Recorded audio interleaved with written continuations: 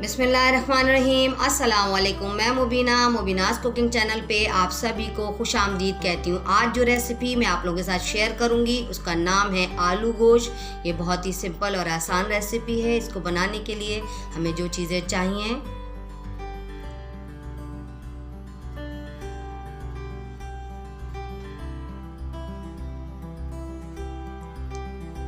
Half KG आलू, इनको मैंने गोल काट लिया है।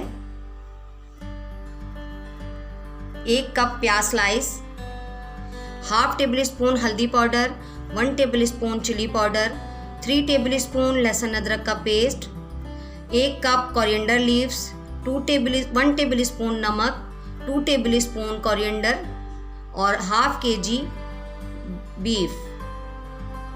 आइए इसको बनाना स्टार्ट करते हैं। सबसे पहले मैं कुकर में पका रही हूँ, आप इसको कढ़ाई में भी पका सकते हैं। मैं सबसे पहले हाफ कप ऑयल लूँगी, इसके अंदर मैं गोश्त शामिल कर दूँगी। ये मैंने हाफ केजी लिया है, इसमें मैंने हड्डी भी ली है।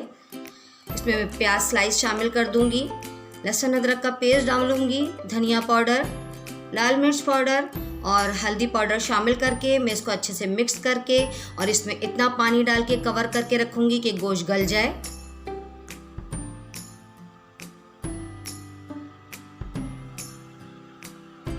पंद्रह मिनट हो गए हैं। देखिए गोश्त को चेक कर लेते हैं कि गोश्त गला कि नहीं।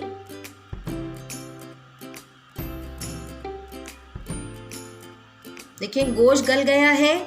और मैं आपको टिप्स देती चलूं कि अक्सर आपने देखा होगा कि सालन के अंदर प्याज खड़ी खड़ी नज़र आती है, मगर इस तरीके से पकाने से अभी मैं आपको दिखाऊंगी कि मसाला अच्छे से भुन जाएगा, फ्राई हो जाएगा। इसके अंदर मैंने 1 टेबल स्पून सॉल्ट शामिल कर दिया है। देखिए अच्छे से मसाला भुन गया है। इस स्टाइल से पकाने से कभी भी मसाला खड़ा खड़ा आपको नज़र नहीं आएगा। बिल्कुल अच्छे से मसाला भुन गया है, अच्छी से खुशबू आने लगी है, ऑयल भी ऊपर आ गया है। मैं इसको अच्छे से भून लूँगी। अब इसके अंदर मैं आलू शामिल कर दूँगी। अब इतना 1 गिलास के करीब पानी शामिल करूँगी कि आलू भी गल जाए। इसको कवर करके पकाऊँगी मैं। देखिए आलू भी गल गए हैं। आखिर में मैं इसके अंदर हरा धनिया शामिल। आलू गोश्त तैयार है।